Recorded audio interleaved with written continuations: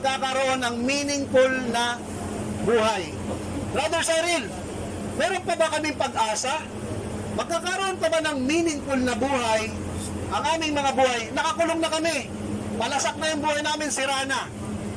May pag-asa pa ba kami, Brother Cyril? May pag-asa pa ba kayo? Yeah. Meron kayong pag-asa. Kasi mayroong Diyos na nakikinig.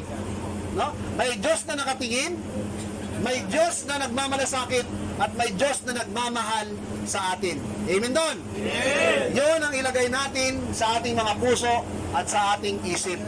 Ngayon, ituturo ko sa inyo yung tatlong bagay para magkaroon tayo ng meaningful na buhay. Ibig sabihin, ano bang ibig sabihin ng meaningful na buhay? Makabuluhang buhay. Na hindi ka mawawala dito sa mundo nang walang halaga. Walang silbi. Hindi porket narito kayo ngayon, hindi porket nakakulong kayo ngayon, wala na kayong mga silbi. Ang tingin ng mundo, ang tingin ng tao sa labas, wala na kayong silbi at wala na kayong pag-asa.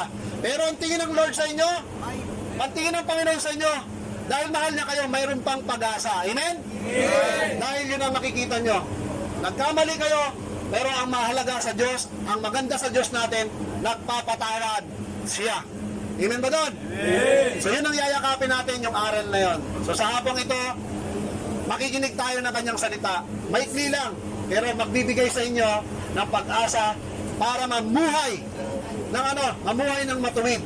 Mamuhay na tatalikuran na natin yung dati nating ginagawa. Dahil nakakita tayo ng pangako sa Diyos na tutulungan niya tayo anuman yung mga sitwasyon ng buhay natin.